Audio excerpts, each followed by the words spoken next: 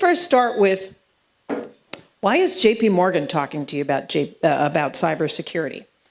Cyber is a huge priority for our firm and for many different financial firms, but we in particular spend $12 billion a year on technology, probably have about 52,000 technologists, and we spend an additional $700 million on cybersecurity, right? We have 3 security operation centers, about 3,000 people who are 24/7 watching all kinds of attacks or potential in protecting the firm. Now, some people might say, wait, cyber tech is not all just the same thing? No. Technologists make everything go super easy. They plug in the phones, printer works, you don't call a call center, nothing goes wrong. Cyber says, not so fast. You've made it easy for somebody potentially to get in. Okay, so this is where it's the checks and balances, right? So when it comes to cybersecurity, technology is absolutely an integral part of a defense. And I'm going to talk a little bit about that today. However, about 80% of all data breaches and attacks happen not because of bad technology or bad installation, but because of a hacker has figured out people and processes. Okay, so there's a huge focus on technology, but the point is, it's all of us in this room that make the mistakes, or we kind of think, I didn't see anything happen. So what we've done, as Antonio mentioned earlier, is about 7 years ago, I helped found this group where we also said, listen, we know a lot about cybersecurity and how attacks happen. We also need to educate our clients. So we have an extensive program. This is what I do full time, in which I first go and sit with, in particular, a lot of high net worth individuals and their businesses who are often very small businesses, but do very large transactions, and they're a huge target. So we do sessions on how do you first protect yourself, because what you're doing in your everyday could be putting your company at risk. I do full sessions on protect an office. How do you work together securely with other people? How are you avoiding this password on the whiteboard stuff, right? I always take pictures whenever I go into somebody's office and they've got the password. I was like, okay. I email them later going, really, need to change that. We do full sessions on fraud controls, payment controls with accounting people, finance people to say, listen, these are the current fraud trends. These are perhaps better payment options for you. And last but not least, we also review people's technology, right? How can you actually improve on these things? So what I'm going to do today is just go through some of those things that we do. I'm not, a lot of these usually take a lot of time, but it's something we enjoy doing. Now, let's talk about what's going on. Geopolitically, it's game on. And this is not just occurring between nations. Cyber attacks have increased magnifold, right? I see reports every day, things that are not hitting the newspapers. You got to be ready, all right? Cybercrime is now, no matter what headline you're watching, cybercrime is now the 3rd largest economy behind the US and China, okay? The pandemic, right, was really an accelerant for this. There were so many of us who moved to less secure environments, often our homes, and still did business, and that is where the hackers got in. They could be silently still in your systems, and you just don't realize. But this is where we're all happy that we're coming back to a sense of normal. Cybercrime is not going back in the box, okay? This is here to stay. Now, some people might say, well, it's just the financial industry. No. This is hitting every single industry, okay? I am less worried about the banks, who are very regulated. We have to be a 5 out of 5 on cyber. I am much more concerned about industries that are just catching up, all right? I'm more concerned about infrastructure, oil and gas, schools, nonprofits, right? Ask them how much they're spending on cyber or how much they've done. Right, there's not a lot of ready. Healthcare systems, right? The travel business, every industry is impacted. So I'm more worried if the electricity goes out. People go, what if I can't get money at my ATM? I'm like, if the electricity goes out, you won't be able to get money at your ATM. So let's explain, first of all, how does a cyber attack work? And for my Uber technologists, this is a very simplified anatomy of an attack. Usually when we do these things, they're very, very much more complicated descriptions. But let's say a hacker has enough information that they found about you or your company. They're like, great, I've got a pretty rich profile here. What let me put a little want ad out on the dark web and say, hey, I'm interested in this energy company. Got any information for me? And people will email them and say, or in essence, say, yeah, I got something on this person, this person, this person that works there. Great. They do a little more detective work, public web. They do news, social media. They look at maybe what your employees are posting on their social media sites, but they get a nice profile. They then, maybe they decide, oh, your accountant, she's just adopted a puppy. She loves a certain breed. Great, we're going to send her some stuff. Okay? Or it could be invoice overdue, right? Oh, new regulation. Click the link, right? So they socially engineer whatever is going to be emotionally a trigger. The victim, and we'll first start, let's say, in the business, will click something, sees nothing happen. Maybe they call IT, maybe they don't, right? I clicked on something, but nothing seemed to occur. Oh, yes, it did. These things are very silent. Now, for the hacker, they might see a huge explosion, go, yes, I'm in the system. And what they're going to do for the next weeks and months is do reconnaissance. Okay, they're going to figure out who's important, which people do what. They do what process, how do you process money, how do you process payments? Are there two people involved, one person involved? Do you do stuff online? And what technology are you on? Windows 7, really? Or, something like really old, or maybe you just didn't get around to upgrading, right? Those are all the things they look for. And then what they do is they launch their attack. Now, the three biggest types of attacks that I see weekly hit our clients. Wire fraud. Somebody thinks, yep, I'm making a payment. Our fraud engines are in the background doing a lot of AI and going, wow, they've never emailed or they've never wired something to that institution. It's also a new message type, or wow, the receiving bank has only had that account open for 1 week. Big flag. We call our clients back and say, are you sure? We need you to call back and figure out if that's actually an authentic message, right? So we do a lot of verification also verbally out of the normal band. And sometimes our clients are like, come on, I just want to do this. 95% of the time when we call back, it's not a real transaction. It's a very, very high percentage. We've saved our clients millions upon millions of dollars in this. It's important because it's ugly when it actually goes south. So what happens is, if it could be wire transfer, or the other thing they do is something called business email compromise. It means they're successfully in your system and they're leveraging all the data in your company system, right? It could be your HR data, or maybe they know all your clients or customers. Maybe they know your third-party vendors, and they're sending billing notices to your customers saying, hey, we've changed our billing office. We now are having an office in Tampa, Florida, handle everything.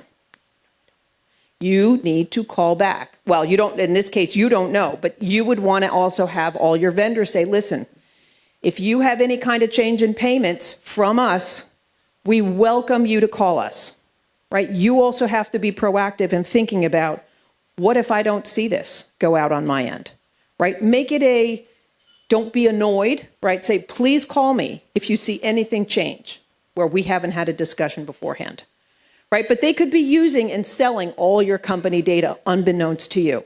I just had a lady yesterday when I was visiting, and she said, it's the oddest thing. Our receptionist sent me an email that said I should wire transfer money. That's just not her job.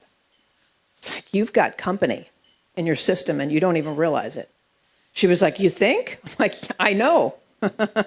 That's, it's sad. But this is constantly what is occurring. The worst is if you have ransomware.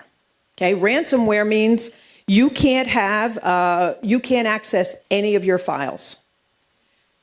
I hate to say, but 2/3 of all the companies that I see and deal with, when they call us, pay the ransom because they have not prepared ahead of time. They have not done backups. They have not done, and they're like, I'm going to lose my entire business if I do not make this payment, right? So what we do at the bank is we just make sure your accounts are shut down, because if they have the accounts in the background, right, we make sure there is not going to be any kind of money moving in or out.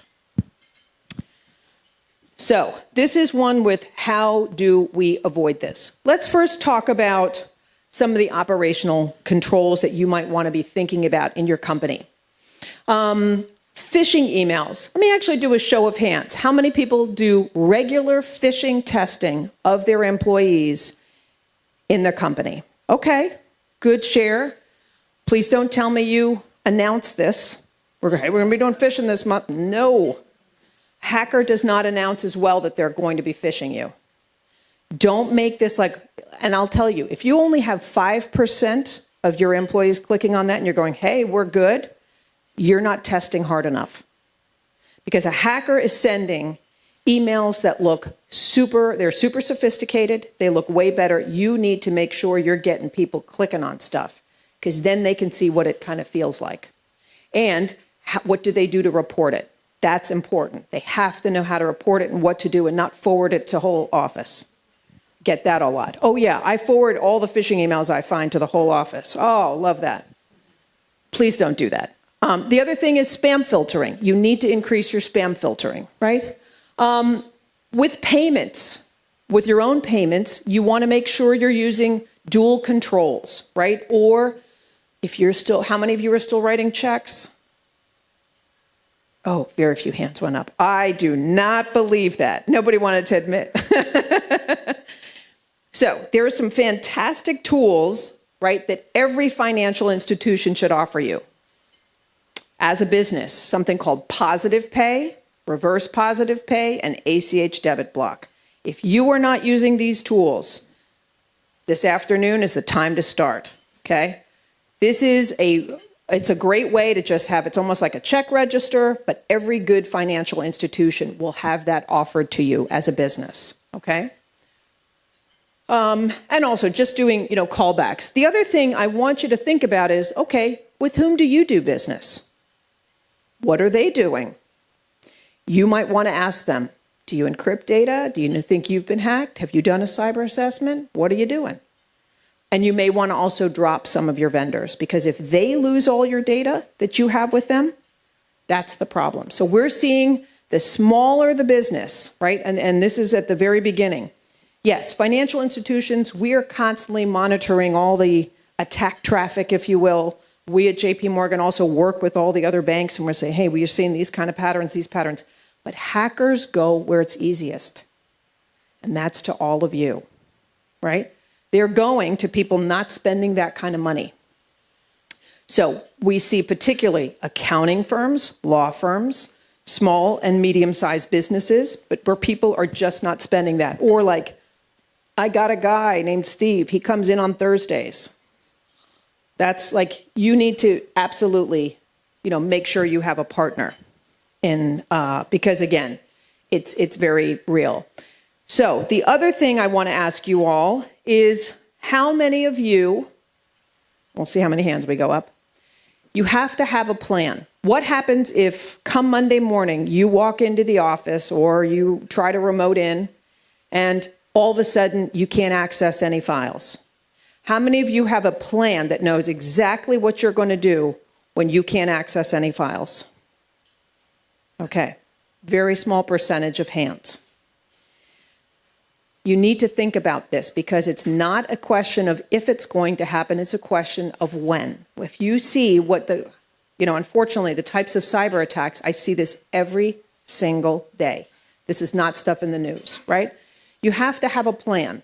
Most importantly, think about your communication plan. Whom are you calling first? Are you calling a technology company? Are you calling, how do you communicate with one another about, oh my gosh, we've been hit?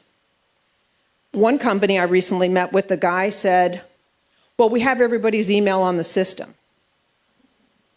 Did you just hear yourself say that? It's like, no, that's not going to be happening.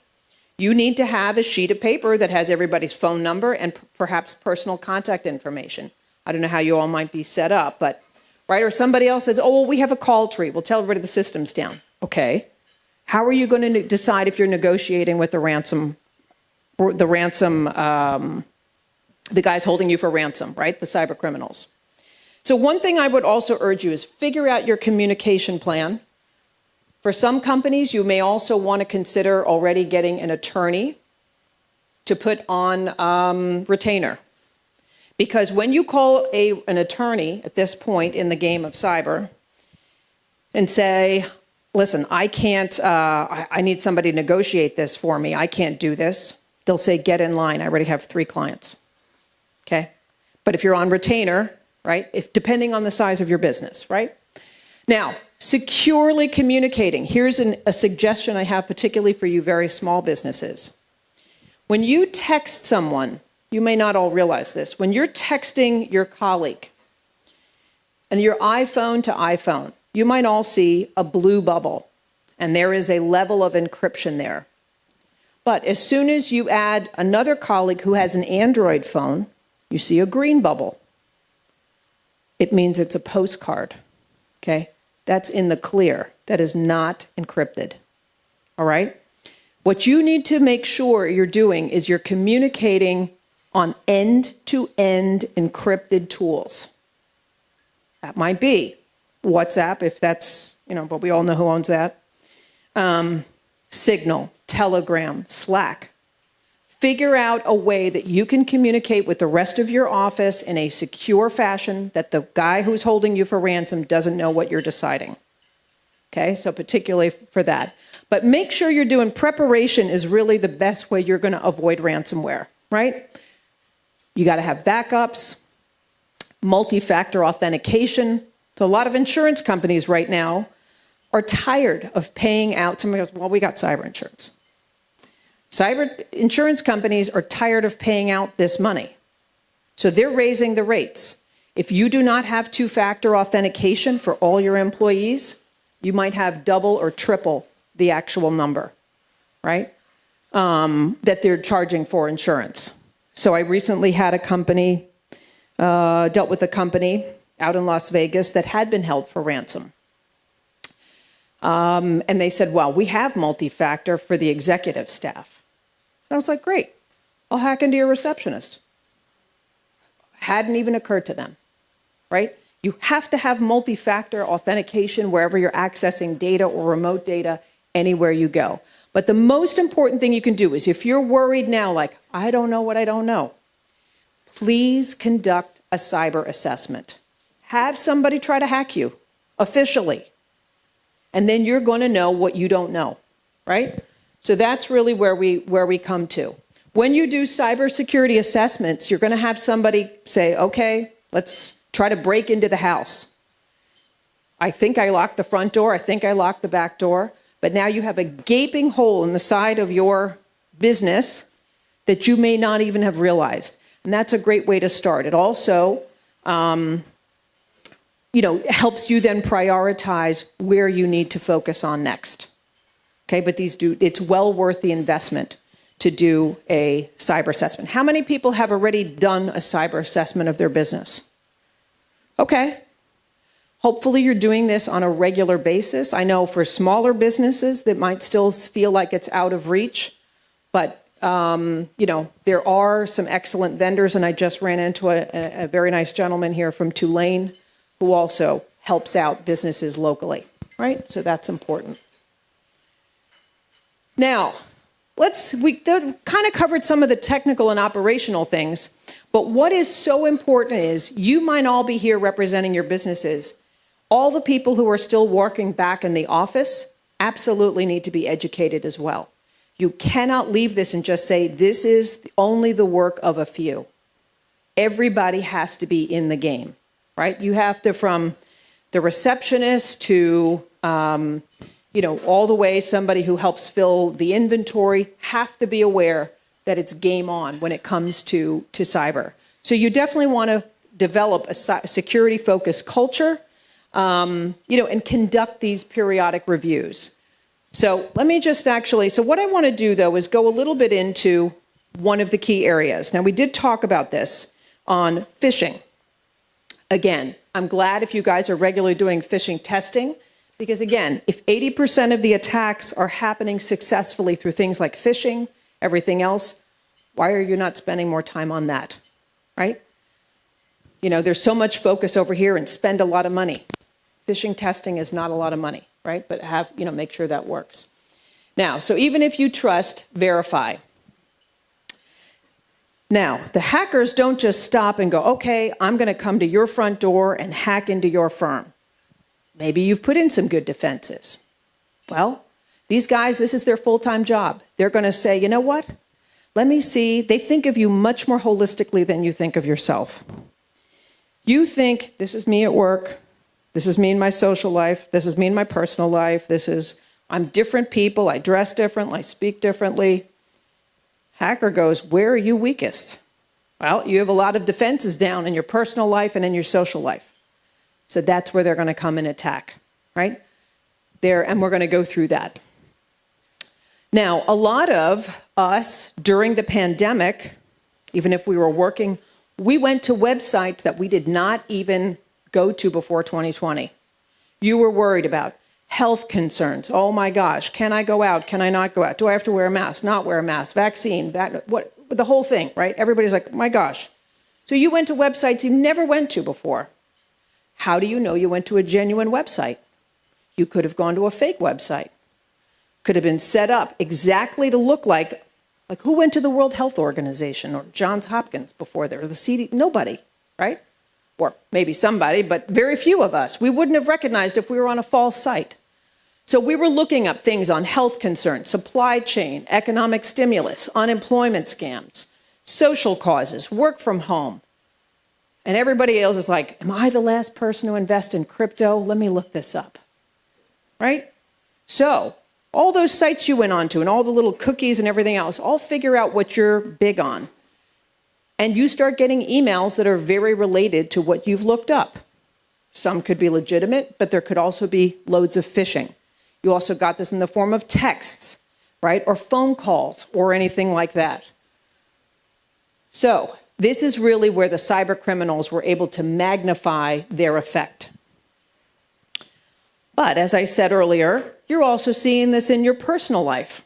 You're getting emails in your personal life that also say, your Netflix membership is on hold. You're like, oh, wanted to watch the last bit of Ozark? Come on, let me click that link. No. Your Amazon driver can't find you. Your DHL, your FedEx, fill in the blank, right? But these are all common brands that we use, right? Probably most households in the United States. So you're like, oh yeah, what did the kids order? Let me click that link, figure out what they did, right? So you can hover, what we call hover to discover, figure out, is that a genuine email? Maybe it has a little bit of Netflix and Amazon in the thing, and you're like, I'm not sure. Do not click on any of these emails. They have hired designers. They have hired editors. This stuff looks good. It looks genuine. Don't click. Log onto your Netflix account. Log onto your Amazon account and figure it out, right? But don't click on these emails. Your text messages. Everybody, we all are inundated with this. And you might think it has nothing to do with your work, but maybe it does. They're just looking for a catch in. CVS, Walgreens, Rite Aid have all been hacked. What do you give them when you go pick up your prescriptions? Your phone number, everything. So you're getting emails that have your name and your phone number, and you're like, and that's for sale on the dark web. Everybody's phone number is for sale on the dark web. You don't need to spend $24.99 to figure out if you're out there. You are. All of us, okay? So when you see these things, don't take the bait. If you also, so for example, I got one here that said, greetings, Ileana, double exclamation mark, big flag right there. I am Mo with Emerson College. Share your opinion about NYC in this survey. Click stop. Okay. Red flags all over that thing. I don't know anybody named Mo. I don't know anything about Emerson College. I'm sure it's a wonderful school. I don't want to fill out this survey. But here's the thing. Don't click stop unless you have actually signed up with these people, because they're waiting for human engagement. And if the human says stop to something that they don't know, they're like, haha, goes for a higher price, right? You've engaged. This is a successful attempt. So I'll tell you a bit later about how, I'll tell you now, you can actually, there's some great apps out there. RoboKiller, NomoRobo, Truecaller, and Haya that'll cut down on 85% of the spam calls and texts that you get, right? But you're going to greatly reduce the unwanted information. And I can always send this out to you later, the names of the vendors I just mentioned. So who are these hackers? If you've watched too much TV, you'll be like, it's the weird kid down the street living in his mom's basement. No. This is organized crime, okay? And organized crime, even there are lots of different groups that target different regions of the world. We're obviously not the only ones that they target, but they all have different motivations. In the organized crime groups, there might be hacktivists who may not like you or your business for a number of reasons. They may not like you because they don't like your politics, your religion, you're not green enough, they don't like the industry you support, fill in the blank. I don't know why, right? But they're going to come, if they hack you successfully, hacktivists, they'll let you know why they hacked you. They'll want to take claim. Nation states, this has been going on for decades, but it has absolutely become much more critical in the last 2 years. Sophistication has gone up immensely. So you see SolarWinds, Colonial Pipeline, JBS, all these things that affected infrastructure. That's what they want. They want military information, infrastructure, something that puts them at political advantage. Could be a number of things. Most of us don't have to deal with this on the everyday. That's what our government is worried about. The cyber criminals in the middle are the ones we all here in this room are worried about. That's most of cybercrime. They want either information or money. And your information is also worth money. So either way, they're going to get something that they're going to sell, or ideally they're going to try to get cash directly. Now, these guys also, they have different core competencies. There might be one group that's really good at just hacking into anything and everything. Uber, OpenTable, frequent flyer accounts, Marriott, Saks Fifth Avenue, Target, CVS, etc. Anything. They might sell whatever credentials they can harvest, email, phone numbers, addresses, whatever, on the dark web to the next group who says, we're really good at putting together profiles. We enrich all the profiles, we see things that are common, and then we resell it to people who are really good at hacking in, right? So it's a whole business that is happening behind the scenes. One of the things that is so important is how we interact every single day on the internet is through our email addresses, particular, whether it's business or personal. So I want to first ask in the room, because again, a hacker looks at you holistically, how many emails do you all run in your life, both personally and professionally? How many people have more than 4? Okay. Now, why would I ask that question? And people who didn't say that are wondering, is that a good thing? Is that a bad thing? Okay. Here's what I often, what I train. So I like to tell the story about a family that experienced fraud. Husband and wife come in, their business accounts and their personal accounts had been breached, money taken out. The wife says, we are not leaving till we figure out how this occurred. Oh, by the way, we have our son Jimmy with us today, 14. We know it wasn't him because I monitor everything he does. I roll through that, okay, and I say, Jimmy, do you tell on your parents? Or, should we? He didn't do it, but he confesses to having 6 email accounts, okay? One for his parents, who are the hackers of his life, one for his guy friends, one for his current girlfriend, one for Snapchat, one for Instagram, one for gaming. And what we told the parents is, he's the smartest one in the room. Why? Because he's distributed his cyber risk. He is not one person online. Okay? When his girlfriend breaks up with him, he just has to shut that email down. Okay? When his Snapchat account gets taken over, he just has to shut that one down. Right?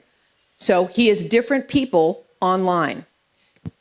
Your emails are an asset to you. They're the way in. Just like you don't invest in one asset class, you can't have everything in one or just two emails. Okay? Because again, it's the way in. Phishing, right? So here's how I want you to think about this.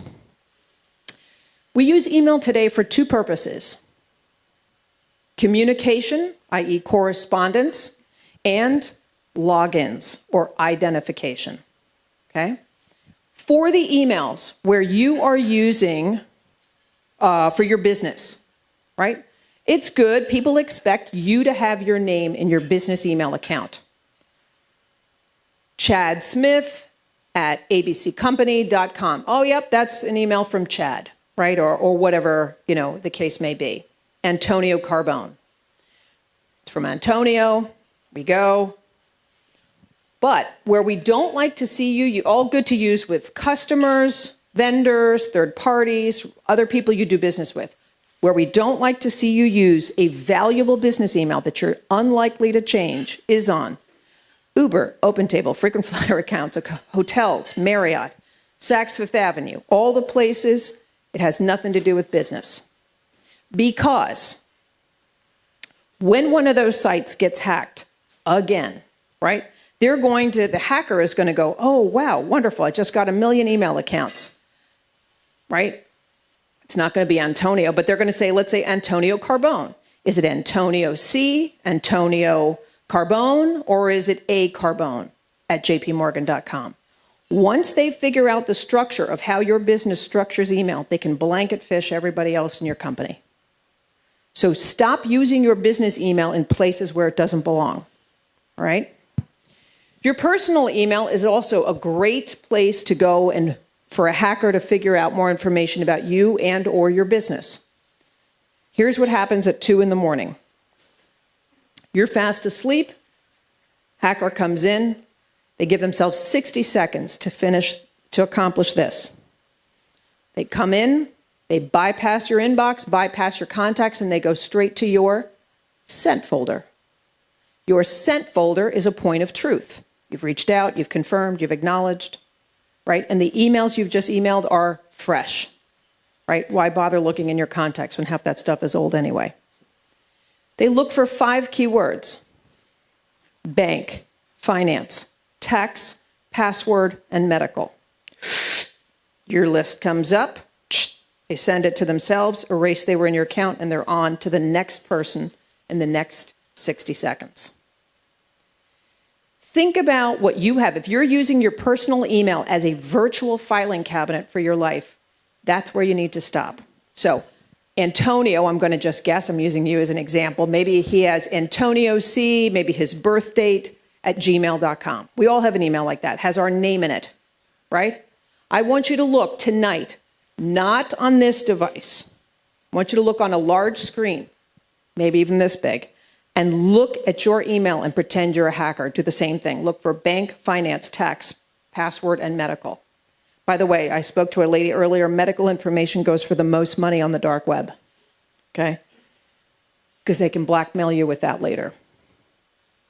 Clean that up. Delete that stuff. If you have a tax accountant that you send your information to, if they're still saying, just email me your files, you need to fire that accountant, okay? Because you should be uploading to a secure platform, right? But who did that 5 years ago? Not so much, right? So if you still have old tax files lingering in your sent archives, get rid of it, all right? Because that can easily be used. Most of that information on your old tax files does not change. Your social, your name, your address, your kid's social, just the digits of how much money you made or didn't make change, right? But the investment accounts you have, the checking accounts you have, all in there. Clean that up, okay? You need to make yourself less of a target for these hackers. Now, for the rest of your life, what I'd love to see you do, again, these are the emails you use for communication or correspondence. For the rest of your life, I want you to start setting up emails that don't have your name in it, right? This is for the what I call logins or more the low-value sites. ilovefastcars@gmail.com is one of mine. You don't know my name, my age, my gender, ethnicity, location, nothing about who sits behind I Love Fast Cars. And let's say a travel site gets hacked and the hacker sees ilovefastcars@gmail.com versus Shelley Smith at, gmail.com. Who are they going after? Shelley, not me, right? So I have 7 different emails that I manage in my life very easily via a phone, kind of like folders. And I have them for different categories of my life. I have one email that I use just for travel. I have another email I use just for online shopping. Another email I use with charities that I work with that have horrible cybersecurity. Ask a charity how much they spend on cyber. Do not be giving the email you use with your bank to a charity, because they're constantly getting breached, right? Ooh, it feels uncomfortable. Yes, but this is the reality. Children's schools. Ask your child's school how much they're spending on cyber. No, right? They're trying to get enough magic markers and basketballs and everything else into the school. One of the top places hackers go to get information. I dealt with a gentleman in Chicago. He worked for a small business, did a lot of high-value transactions, if you will. And he was careful. He knew different things for different purposes, different emails for different purposes. However, at his daughter's school, he said, well, I'm going to give them my work email address as the emergency address, right? Because I live to work to live. It's the first email I'm going to read. Hackers had circled him for quite some time, and then they realized and said, oh my goodness, or they realized the daughter is important. They hacked into the school, wrote him an email as if from the school, and said, there's been an incident with Lindsay. Please click here for more information. Right? Of course he clicks the link. Why wouldn't he? Right? Total emotional play. Brought ransomware into the company. They had to pay about $1 million to get the company files back. That is social engineering at its finest. That's like almost a hat tip to the cyber criminals. We're like, wow, well done. But that's where you also have to think, to whom am I giving my information? Where is my information going to be stored? You need to think hard and fast about that in your business and in your personal life. So you can set up these additional emails. I don't care. Gmail, Hotmail, Outlook, MSN, they're all owned by Microsoft. AOL, fine. Yahoo, not so much, right? Yahoo lost the privilege many years ago. Cable provider, also not great. They have to give you a free email for FCC regulations, okay? See a lot of fraud come in on those kinds of emails that you're using for personal use. So graduate to a dedicated email provider, okay? But set up different emails, think about this, but you need to be a bit more anonymous online. Wherever you can, you should use two-factor authentication. Most of you probably use this with your local banks. You're like, sure, I have that extra code, or maybe you think it's frustrating. You need to get over that, okay? With multi-factor authentication, you reduce account takeover by 99%. You make it much, much harder for somebody to break in. But why does your email account not have two-factor authentication? You're getting all this sensitive information in there, right? Even on your personal stuff. Where you're going on vacation, what you're doing, right? Maybe some banking stuff comes in there. Two-factor authentication on your email. But why stop there? If I can get your frequent flyer accounts out of your airline miles, I'll take over that account if I were so inclined, right? But this is where, put it on your airline accounts, put it on your social media accounts, everywhere Amazon offers it. Use it see it as a friend, use it wherever offered. Passwords. Oh, the other bane of our existence, right? Okay. The top 10 most hackable passwords and top passwords still remain 1, 2, 3, 4, 5, 6. Password admin, Princess Cordy, 1, 2, 5, 7, 8, 9. Let me in baseball. I love you. Football. The next 10 are just as awful, right?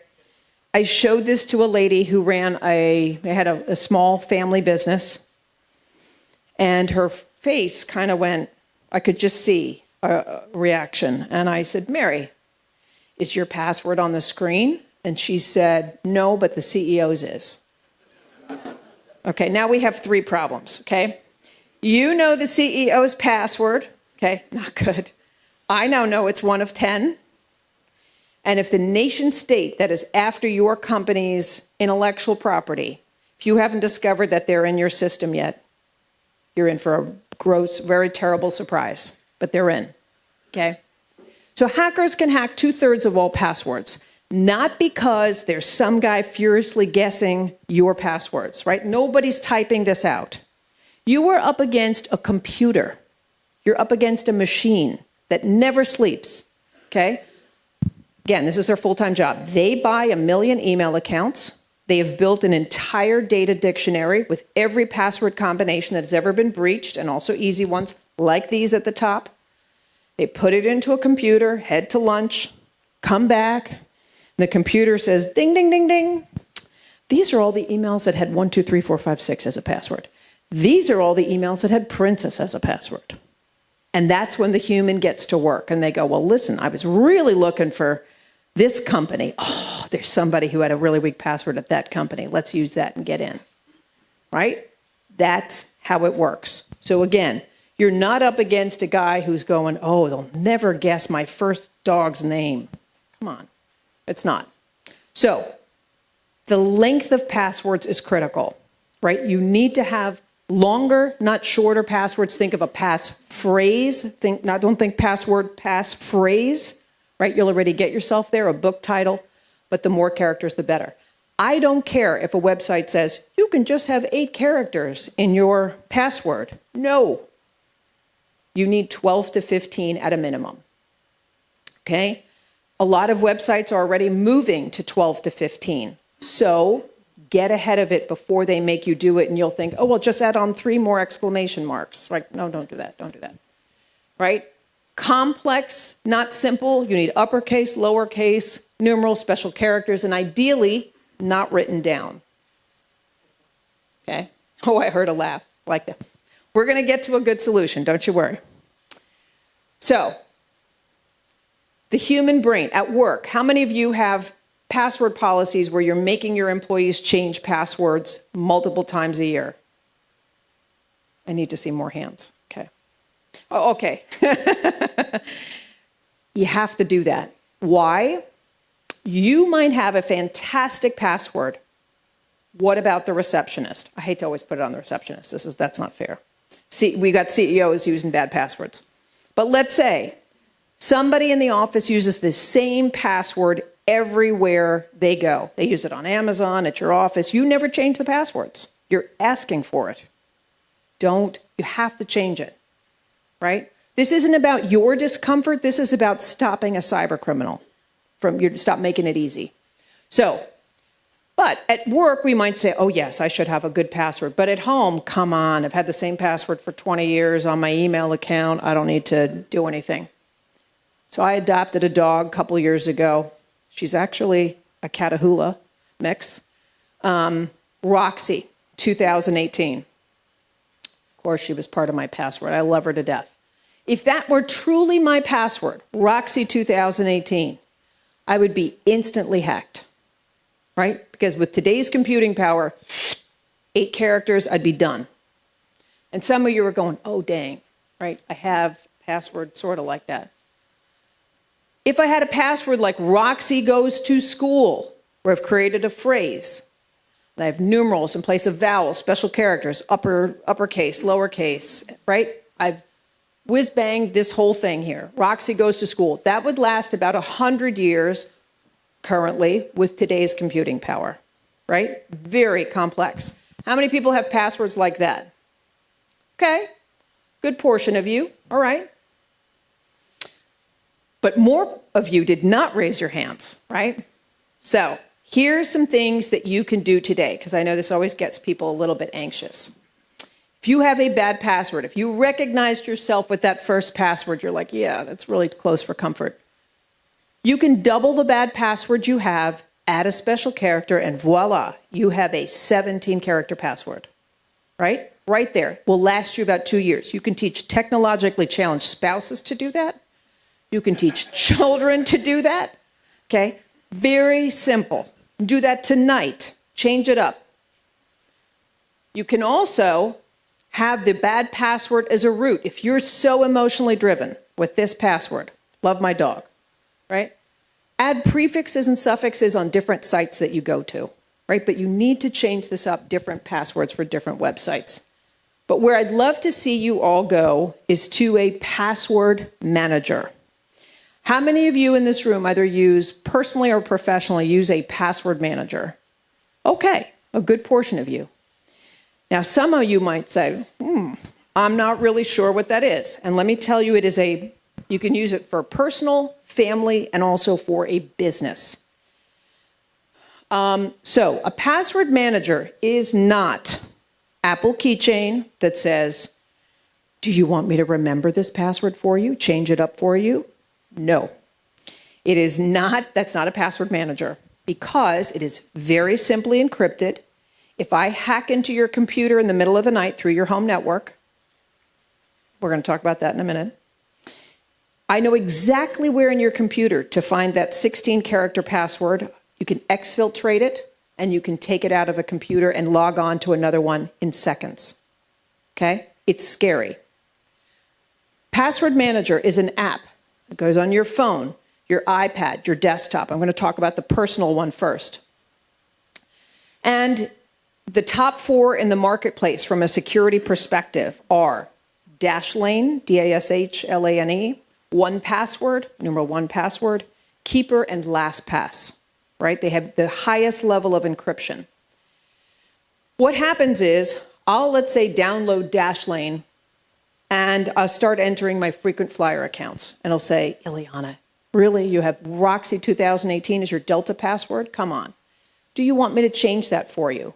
Yes, please. And it changes it to 1ZGF, 32 characters. Going forward, I'm going through Dashlane and auto-logging into Delta, through Dashlane, auto-logging into Amazon, Wall Street Journal, Chase, whatever I decide to put in there. Now, a lot of people say, wait, what if they get hacked? Many people have attempted, that nobody has been able to get to the distant end, and it's also based on the level of encryption that they use. But here's what happens. When you first set up a password manager, you have to set up a password like Roxy goes to school. Very complex. That's the one you stick in your, underneath the drawer, underneath the table, but you can't use mother's maiden name later to help you recover your account. The password manager also adds a very long and complex password that you do not see. The 2 passwords are appended, encrypted, etc. One way to think about it is a bank vault. You need 2 keys to get into that vault, your key and the bank's key, right? If you don't have both pieces of the key, you can't open up the lock. And that's kind of how the password manager works. Nobody can get in. Now, I have one client, he's 74, has 186 usernames and passwords. So don't tell me I'm too old for this or I can't use it or whatever. He's like, it's changed my life. All the stupid passwords I've unloaded into the password manager, right? It's a process. You have to set up each one. But once you get the hang of it, I'm sure. Who here in the room, does anybody want to, how many people use one of the ones I mentioned? Dashlane, LastPass? Okay, great. If you know somebody that already uses this, then, go seek them out. But it's a great way to do this. Now, for small businesses, this is an ideal tool, okay? particularly if you have less than 50 employees. What you can do is actually, so let's say you have Mildred the accountant working for you. She's been there forever in the business. She knows everything about everything. She decides to retire. Had it. It's been enough. She takes with her every single password that has ever been created in your company. Hate to tell you, but even though you think everybody's family, all kinds of stuff happens. You don't want that. If you have a password manager in place, right? Because you're not going to be sitting there changing all the passwords Mildred had access to. Your new accountant comes in, Tanya. You say, Tanya, you don't have to know a single password. With a password manager in place, you're going to auto log in, right? And you're going to log you into the accounts that you have access to, and then we're actually going to be, and you're just going to auto log into the bank or to the inventory sites or anything else that you need to do. And if she leaves, you cut her off at the password manager. She never has to see the passwords. Okay? So this is a fantastic tool for small businesses. They have enterprise versions. Does anybody already use this in their business? Okay, not enough. Gentlemen over here, you're going to be the tag you're it for the afternoon dessert hour. But this is a great option to consider. Okay? If you're larger than 50, there might be other corporate solutions that you want to look at. But making sure that not everybody has all the passwords is critical. I'm going to actually pause right here. Any questions on anything I've asked so far or said so far? All right. Yes, sir.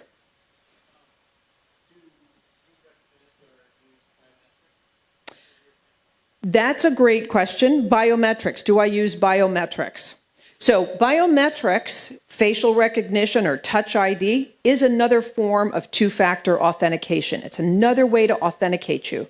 So two-factor authentication is something you know, something you have, and something you are. So something you know is your username and password. Well, if the hacker knows your username and password, I got to figure out another way to know that it's really you. So it could be something you have. Maybe I've sent you a one-time passcode or use an authenticator app, a number that you input, or something you are, your fingers, your biometrics, your face, or something like that. So I think on personal devices, it is a very good solution because the likelihood of somebody doing that. That being said, my nephews can open up each other's phones, and they are not twins, okay? Probably because of the distance of their eyes, it works. So it is not infallible, all right? It can work, and I've seen this with other people as well. You want to make sure that you can actually, do this. So I would use it with care. What is the kind of data and, how strict it is? There's also bias in some of these, in some of the facial recognition, right? It has more difficulty detecting people people of color and females. It does well with Asian males as well as with white males. Who programs it? Right? There we go. So you have to also think that you can't rely and just go, artificial intelligence is fantastic. Who programmed it? People. Where's the biggest, problem? People and process. So don't always put all your eggs in one basket. Okay, yes. Any other, sir? Yes.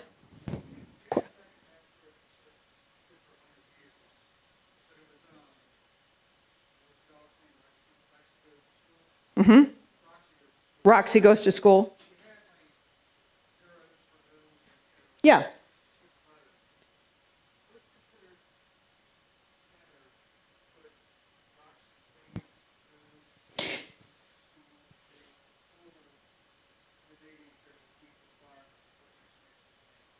Right. So spaces, a lot of people have talked about spaces or underscores. There are a lot of systems that don't allow spaces. Some systems will, some systems will not. What I certainly want to do is because a lot of people might not think of it as an extra character. Some systems don't accept it. So if you're kind of trying to figure out a better method for the madness of passwords, I wouldn't always think space has to be it. But if it works for you, then absolutely, why not? But I think I've just seen limitations, right, where that goes. Some people are using emojis or, other try-to characters. That's also been a consideration. I just think the longer it is and the more complex it is and something that you can remember and remember, when it counts, that's most important. Okay?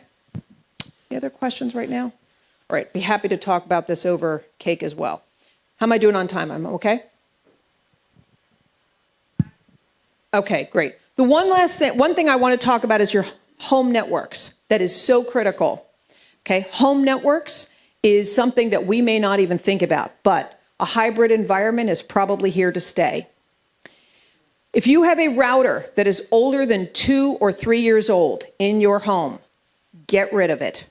Even if you successfully watch movies with a router that's 9 years old, it's not up to the cyber attacks that may be coming through your network.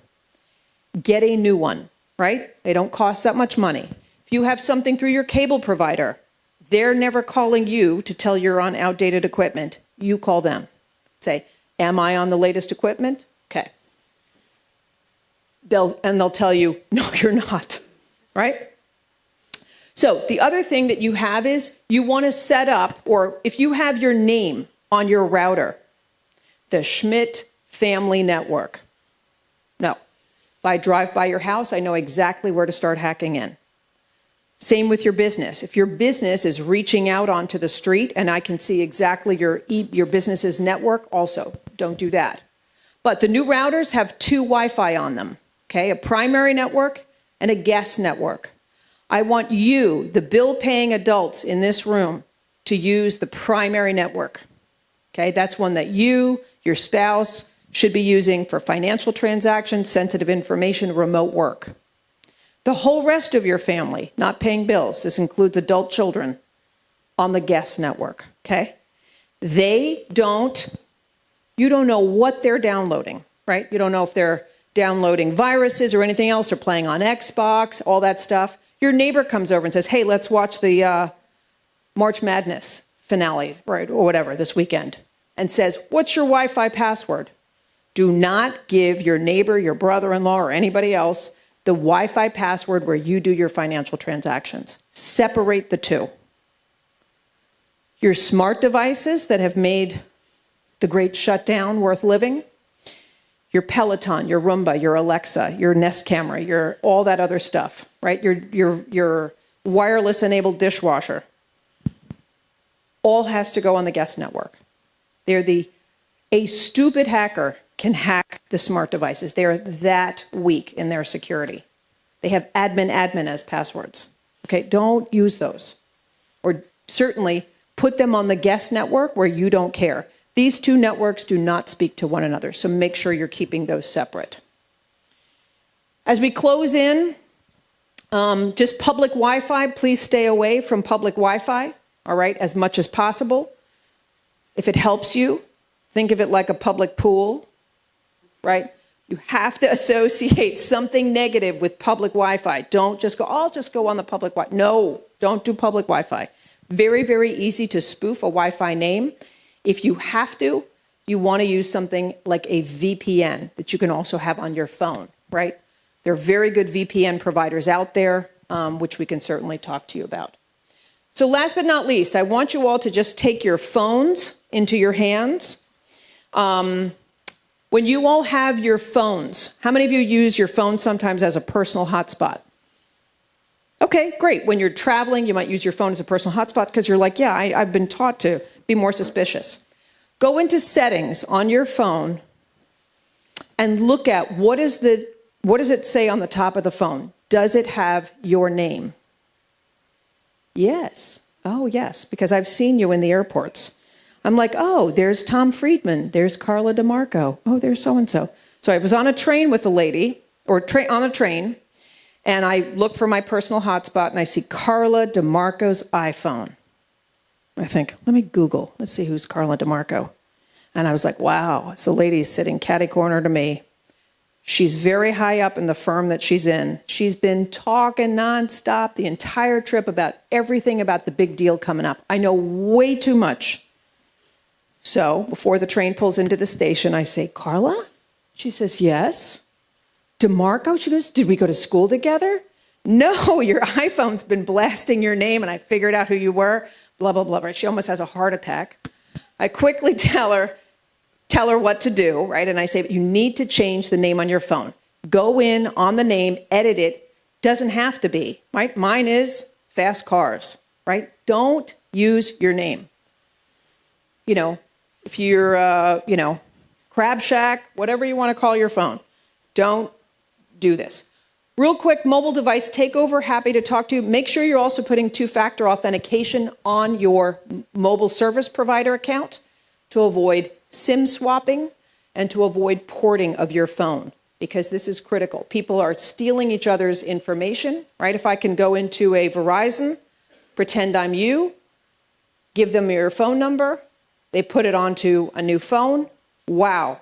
In seconds, I can have a partner in crime reset your passwords, and all your one-time passcodes are coming to my new phone. Huge scam, right? We see lots of clients with this. So, another thing, social media, less is more. Don't tell me where you're going or where you're going to be going. You can tell me where you've been.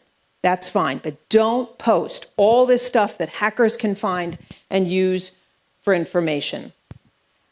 Last but not least, why are you using information I can find out about you on your security questions? My mother's maiden name, eggplant. Eggplant parmesan is her favorite dish. Make it up. Be creative. Do not use, right? I had a billionaire client I was dealing with who says, my wife and I are never on social media. In 10 minutes, I told him his mother's maiden name and his grandmother's maiden name because his eldest daughter had posted it on Ancestry.com publicly. You all have a relative putting your information up on Ancestry.com, even if you don't like them, right? They're all doing it. Freezing credit. Anybody else here who hasn't frozen their credit? Anybody frozen their credit? Oh, wow. Okay. This lady, write down, have you frozen your credit? Okay, perfect. Because what I'm going to do, I do like cars. I'm going to go to a car dealership this afternoon, and I'm going to say, hi, and I don't know what your name is, but I'll say, my name is Mary Smith. I have fantastic credit, and I'd like to drive off with that lovely silver Porsche there in the this afternoon. In an hour, they give me your new car. Okay? Our credit is available 24/7, 365. Yet nobody buys a house, a boat, a car 24/7, 365. This is not credit monitoring. You freeze or lock your credit, okay, with Experian, TransUnion, Equifax, all that information, right? You lock it with them. They give you a special code. When you do buy a house, a boat, a car, you unlock it for 48 hours or a week for them to look up your credit. If you had frozen your credit and I went in, that whole scenario would not be possible. They would say, lady, I don't know who you are, but you don't even come up. So freeze your credit, your elderly parents' credit as well. So I've kind of thrown a lot at you, both personally and professionally, because again, hacker looking at you all the way. You need to be more anonymous online, okay? Use the different tools, use different emails for purposes, use your business email more wisely. Protect your online and financial accounts with things like better passwords. Think of a password manager, two-factor authentication, right? And you have to review your devices. There's loads more that we go through on this, but also think about different Wi-Fis at work. Your employees, should be using this. And for the organization as a whole, think about, does everybody in the office have access to the data? I don't know. Right? The money movement, education and training, etc. So we have lots of collateral that we're happy to share with you after this. But this is where, and I'm happy to talk to you after this. But I want to thank you so much for your time and attention. And thank you again.